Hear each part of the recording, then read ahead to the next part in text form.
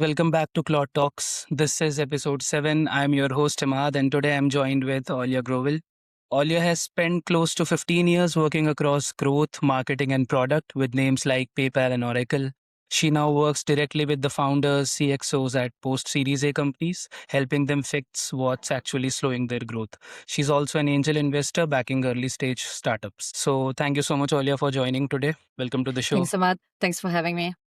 Yeah, let's start from the beginning. Take us back to the beginning. Where did this career start and how did you end up where you are today? Oh my I God. love to How start much with time this do we question. have? We have half an hour, close to half an hour. No, I'll be short. That's usually what I say on, various intro calls is that my career basically is split half and half, like corporate America, Fortune 100 and 500. So including the companies that you mentioned, such as Oracle, Bank of America, and Mercedes-Benz. And then the other half with the intro through PayPal, where I was on the acquisition intelligence team, basically when they were on their shopping spree, let's put it this way, basically acquiring a lot of companies in, 2018, 2019. That gave me an intro to I would say the real startup world where I was exposed to much smaller companies and I found that very interesting at the time. So I made this big switch from super big companies to super small companies. And I was on like traditional marketing side before. So I taught myself everything that was considered as growth back in the day. Things have obviously changed, but I'm basically self-taught in that area, and I've done a couple of real good companies ever since, including, for example, Software.io and Clutch.co. And as of, I want to say a year ago, to be precise, I had my own, I call it micro SaaS founder journey. So obviously lovable, I think enabled all of us, all non-technical people to actually be able to come close to having a real product. And about half a year ago, maybe 7 months ago, I switched to consulting and I basically as of today, I work as somebody who helps companies construct or reconstruct the identity of their product. So it's different from positioning and messaging and whatnot, because identity is the core of what your product is standing for. And this is what then would align the product itself and the GTM that you're using to bring it to market. Got it. So when you started this consulting in the SaaS space, was there a specific moment, like a founder you met or a problem you saw that made you think that this is what I want to work on? That's a very good question because that's actually the retrospective that I just done recently. So when I was on my SaaS founder journey, I met a lot of people who seem to have kind of like the same problem across the board. So when I finally made decision to switch to consulting, everyone seemed very happy about it because they said, we've been kind of waiting for you to go back to the other side. Say everybody has been struggling with basically understanding how to differentiate their products from what was already in the market. So I used to do a lot of custom engagements as in, okay, let me just come in and see everything that needs to be fixed. And then I'll tell you the order in which it needs to be fixed, etc., which eventually led me to understanding that there is this underlying problem of the lack of an identity that the product should have, just like a person, right?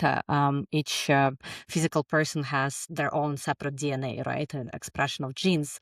And the way I see it is that every product can have the same. But the problem is a lot of products today kind of like blend into sameness, especially in specific categories, like everything that has to do with, let's call them sales enablement. They all seem to be either to be representing like a clay alternative or something adjacent to that. So I realized that this was a huge pain in the market because today AI compresses everything. Like you can build, you can design, you can copyright with AI. The one thing it cannot compress though is human judgment, taste, pattern recognition, ability to communicate things in a way that only a human would. So I realized that this was a lane that I could claim for myself, and it has really worked out so far. Great. So when you're working with a SaaS company, specifically post PMF SaaS companies, what in your opinion does a broken GTM motion looks like? Like what are the first three things that you check? I would say, I mean, The obvious places like different stages of funnel look at conversion rates. Usually you would see where inconsistency is. Say if top funnel is performing well, but then mid funnel is not doing really good, or the other way around. For example, they're really struggling with top funnel, but once they get people to mid funnel, so say to a demo call, saturate actually goes really well. So I've heard both sides of the story. And then obviously for the later stage companies, there is also retention, but you can usually so you would check different stages of the funnel to see where the glaring problem is. And then in my experience, this is my personal thesis, is that it always goes back to this lack of identity, as in, are we communicating clearly what we stand for, what exact problem we solve? Basically, can we answer two questions with a lot of confidence? And the questions being, why does this product deserve to exist? And why does it deserve to win compared to everyone else in the market? And usually when there is no consistency in there, this is where the problems start.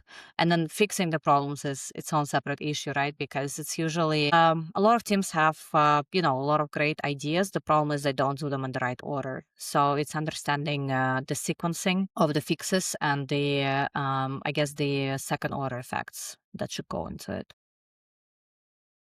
I saw one of your clips in which you mentioned about when you get into an engagement with a founder, you ask that who you are and what you are doing, why you are doing that. So, what's the thought behind it? How does that relate to the business specifically? So that was my super early take on the whole identity question. And I didn't have the word identity back then. I was circling around it. What I was trying to understand is how I would say the founder's identity is tied to the rate of the product success. So when the founder has a super clear idea of I guess the problem that they want to solve, the mission that they want to have, that usually translates a lot better into the rest of the moves and the team's alignment with it. And when the founder is honestly just being moved by the fact, oh, let me just try this, let me see if I can make some money of it. I mean, you can imagine that this is a completely different, let's call it strategy, I guess. So I used to start all of my engagements basically saying, okay, tell me who you are, what you stand for, and why you're doing what you're doing. And if there was no clear answer to that, that would usually signal to me that the rest of the work is probably going to be a little bit of pulling teeth. Right. I had few questions regarding some of the specifics in the GTM. The first one is when we start with the ICP, which is the fundamental thing that we look at whenever we are looking in the GTM motion.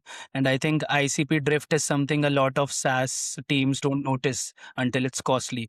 So, what, in your opinion, how do you catch it early, and what do you do when you realize you have been selling to the wrong customers?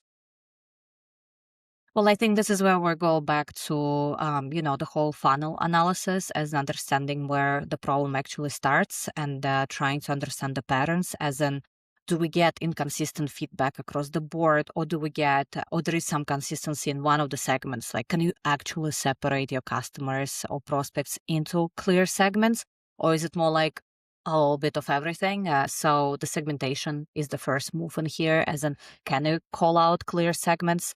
Can you identify the user and the decision maker in every segment? And then I would say obviously for early stages, when I see companies that are trying to throw a broad net, that's usually a problem. I don't think in my experience I've seen a successful move, maybe besides super widely oriented products like Lovable. Obviously here the ICP is very broad, right? It's almost like a consumer product at this point, not really B2B SaaS. But with the true B2B SaaS, it's like if you don't have a clear definition of the exact person and their exact problem, that you're probably going to struggle with your initial go-to-market. Then from there, obviously, you can layer on use cases. So this is where I usually recommend applying the jobs to be done framework. So understanding the person and the job that needs to be executed for them as in the exact problem and how they think the problem is going to be solved and not just some generic positioning. You mentioned positioning just now. So I think positioning is also something that is very crucial when it comes to SaaS. And in my experience, what I have gathered through my research, positioning in B2B SaaS tends to go vague the more a company grows. Too many personas, too many use cases. So, what does a bad positioning actually cost a company? I think it obviously depends on the stage, right? Hmm. In the super early stage, it has to be quite niche. Usually, we'll call it the core, and then you can keep expanding from it. And you just rightly name that in bigger companies, they're already here. So it Yeah. has to be universal and appealing to everyone. But then at the same time, for a big company, it's no longer the homepage really that matters. It's the like all of the solution pages, or I mean, I guess they're called different websites. I usually call them solutions because this is how people those users are going to find you. So each segment is going to land on their own solution. Or when the product says, let's imagine products such as say, HubSpot, right? They have a lot of different add-ons, etc. So I usually call them like a foot in the door, as in what is the feature that's going to get the foot in the door for this specific user, and how can you actually grow the usage from there, like can you bring other teams on it, etc. So I would say the problem with positioning is not understanding when you're a big company what could be the foot in the door and how you can grow from it. But in the smaller company, like the foot in the door is the whole offer. So it always comes down to this whole foot in the door analogy.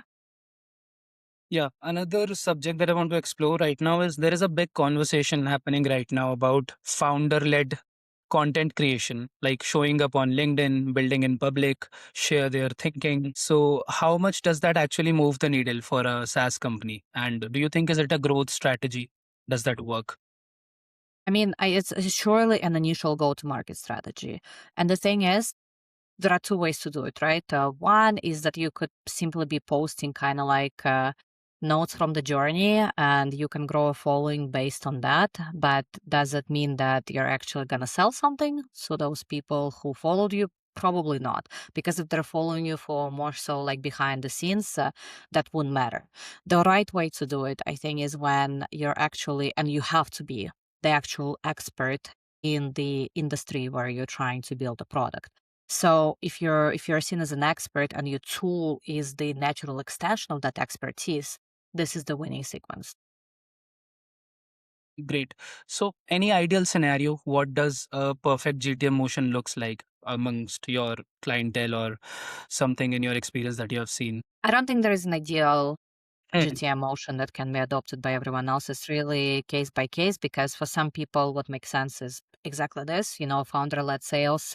For some people, it's a community move. For some others, it would be something else. It's basically, it goes back to who you are and, why you're doing what you're doing as an understanding where is your initial perfect customer hanging out and what is going to be valuable for them. Right. Coming on to metrics, what are some important metrics do you think a founder or a early stage SaaS team should track? Like there are a lot of jargons or there are a lot of scenarios, LTV, CAC, NRR, ARR. So what do you think? And all of them are important, no doubt. But what are some important key metrics that a SaaS founder should keep a check on? Obviously, I think it goes back again to understanding of your funnel. Like, what are the actual stages of your funnel and what you should be tracking as, I guess, a conversion rate on each step. So I would never really count just quantitative metrics as in, oh, wow, we had, I don't know, 3,000 visitors to our website this month. It doesn't matter if you're not measuring any sort of a conversion that's attached to it. So understanding of your funnel and the conversion rates on it, what should be the benchmark in your case. And I think the metric that actually most of the founders are struggling with is the first value. Like, what is the aha moment? What is the exact moment where the customer experiences the value, and how does it translate? Like, what exact metric does it translate into? And this is where it's like very individual and custom to each tool. And I would say when it comes to ARR, I usually use that as a metric of success for activity, as in, okay, everybody's busy, but is this actually producing any effect on the revenue? That would be like the second big thing I would keep in mind.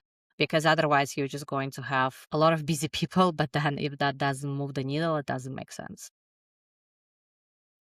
What do you mean by it doesn't move the needle? Because I got the point that ARR Like is say, important. okay, Yeah. let's go back to the founder-led sales, right? You can be having Hmm. a lot of traction on LinkedIn, like a lot of likes, comments, etc. But if you're not getting, say, any demo requests from it, if you're not getting any intro calls booked, it doesn't matter because you're just growing at this point. I don't know, following in a personal brand, but if it doesn't translate into sales, it actually does not matter. Got it. Makes sense. You have met a lot of founders and you do a lot of brainstorming with them. So, coming on to a segment regarding decision making, what's a decision making mistake you see operators and founders, repeat, even the experienced ones?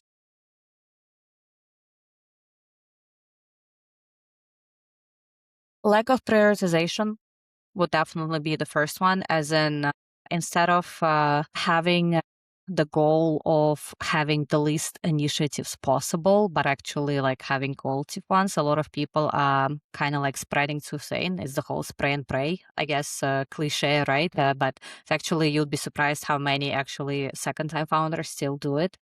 And then the second one, I would say the second one would be inability to effectively delegate, which goes to the personal prioritization, as in, there is a company-wide prioritization, as in what are the initiatives that we're actually going to prioritize. And then the second one is, if I'm a founder, where is my time going to be the most effective? So the ability to let go even of the tasks that maybe you like or you find like super motivating for yourself, but it could be done by someone else. And actually, a third one that just came to mind is not giving enough time or giving too much time to a single initiative. So this goes back to experimentation hygiene, as in you need to have an idea of when you need to start measuring the results so you can kill the initiative. Or you should also have the time frame where you would say, okay, this has been enough, let's do something else. So not giving an adequate amount of time, either too little or too much. I also heard something you mentioned about confirmation bias in one of your talks. Do you think that also affects how the founder functions in a SaaS company? Oh, absolutely. Because all of us run into this every single day, right? I usually, I mean, a super easy way to explain it is say, you have already decided that you have a marketing issue, so you're just looking for the ways to confirm it instead of actually listening to people without the bias and like hearing different teams out to see where the real problem is.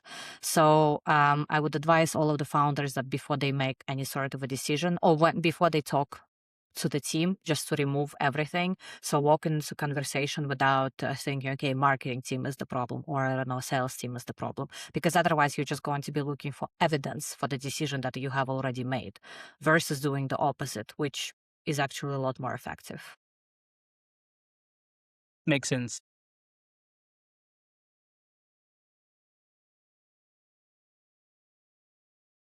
Yeah, I have participated as an angel investor with small tickets in quite a few companies. It's more, I think, me practicing those skills rather than anything really serious. But on the serious side, though, I do work as a deal scout Hmm. for seed plus companies. Like I don't do the super early stage companies, but Hmm. seed plus companies, especially the ones that have already worked with me in the past.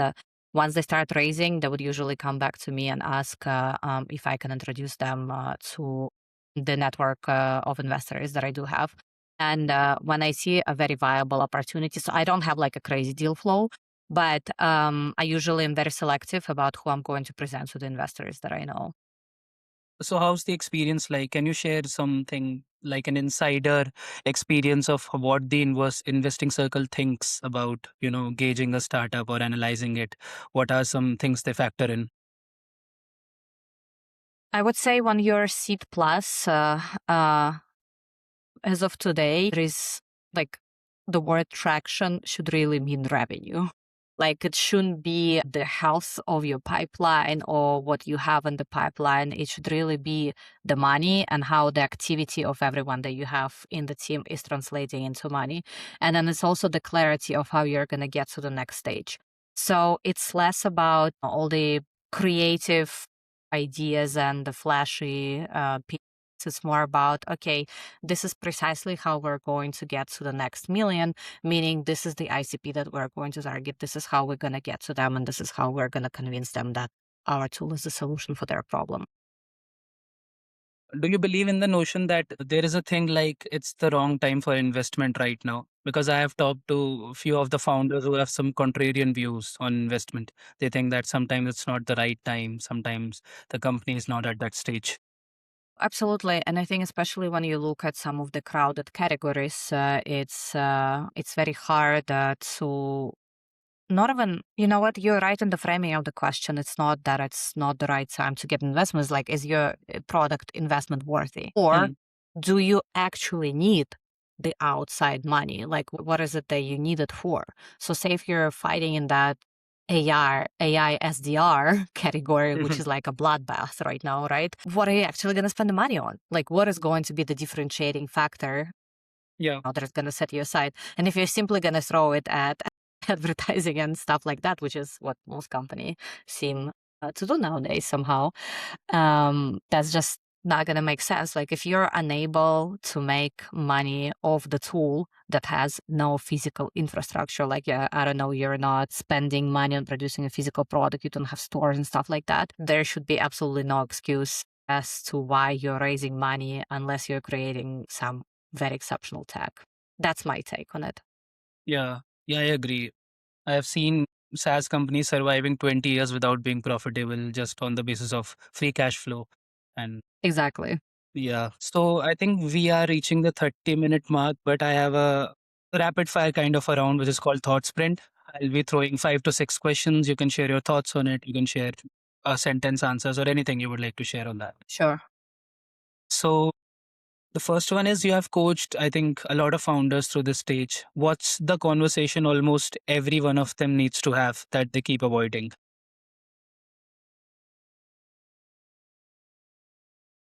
Honestly, I'm just gonna repeat the same answer. It's like, what are you doing all of this for? Because I think a lot of founders just get caught in the motion, as in they had some original mission that they wanted to fulfill, and then they got caught on the motion. And a lot of them are actually not very satisfied and happy. You know, they're all mostly in like mid 30s or even closer to 40s. And this is usually like where the existential question comes in. Is this the life that you want to be living for the Mm. foreseeable future? Like, what is actually important to you today? Are you designing your life? Basically, are you using this whole, entrepreneurship journey to fulfill the lifestyle that you want to have? Or is it more so that your life is arranging itself around this product that you're building? So I don't think there is any right answer. Some people are happy with one way, some people are happy with the other way. But this, I guess, consciousness and self awareness of this really helps, because I can see the shifts in people's heads when they finally accept that this is right or wrong for them, and then they make decisions accordingly. So the answers you get from these questions, what are some answers? Like, are they more personal one? Are they more revenue oriented? Because that's an interesting take that you have shared about, asking about why you are doing what you are doing. What's the personal motivation behind that? And a lot of GTM consultants don't care about it. I mean, all I care about is cross margins. What is the, OPEX? What is the EBITDA? How we are functioning? So what are some answers that you get through these questions that you ask? I would say probably the most, I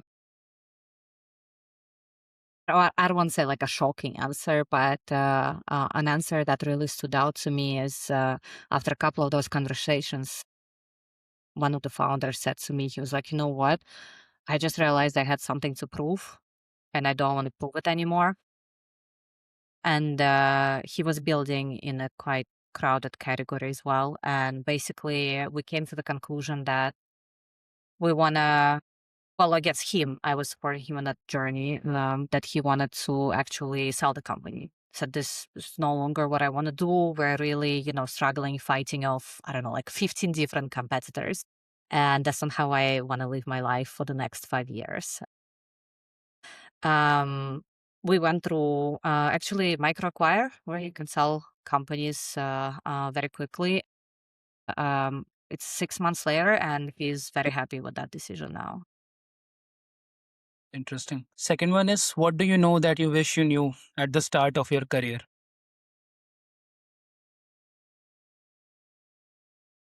That's a really good one.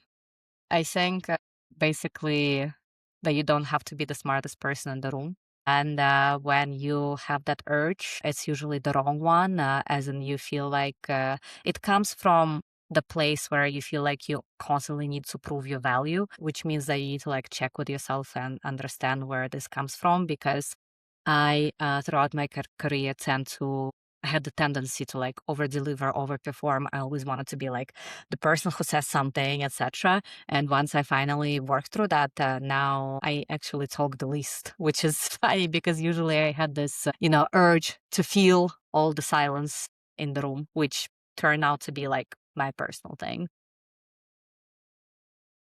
Great. Last thing that you read that shifted the way you think about business, about life. Say that again, please. Last thing that you read, a book or Ah, something, an article or something that shifted the way you think about life, about business, anything. I recently reread actually the book called Never Split the Difference, which is written by a former FBI hostage negotiator on negotiation. And I read it first, I think, quite a few years ago, and honestly, I couldn't remember a single thing. I don't know why, but when I read it again recently, because I wanted to hone in my actually sales skills, so sales negotiation skills, the one thing that really stood out to me was that most of the time I used to approach most of the conversations by trying to like impress people with my credentials, with my knowledge, etc. And turns out that this is not what moves the needle. What moves the needle is your ability to show to the person that you understand and empathize with their pain. And that means that you actually need to shut up and listen. Like you need to ask questions and listen to what they say instead of like figuring out what you're going to say next. So this was like a profound re I don't know, what would you call it? Reintroduction to that book. Got it. The last one is, what's one advice that you would give to all the tech founders? One thing that they should stop doing immediately, or one thing that they should start doing? The hysteria with all of those like I don't know autonomous agents etc. Every time you see somebody posting yet another framework of how things should be done, first ask yourself whether you have figured out the basics and you have done what I call the boring work. As in, if you haven't done things manually, you haven't like actually, I don't know, manually reached out to like 50 people in your network, you probably should not be setting up automated sequences because the truth is you have to go through the boring stuff first to have some initial insight that is going to help you actually set things up at scale. Perfect. Then I think we have reached the 30-minute mark. Thank you so much, Olya, for your time today. I know you have been quite busy recently, but thank you so much. I think I get to learn a lot from a lot of founders and a lot of, consultants who I talk to. And with the help of this podcast, I get a lot of different perspectives. And I think yours is very different and very unique in terms of, as I mentioned to you during our call too, that it's about the personal side of the founder, the personal side of business. What are your motivations behind building that business? And I think I would keep that in mind while navigating through the space too. So thank you so much for your time today. I think our audience would also gather some insights from this conversation. Thank you for having me, Emad. Thank you.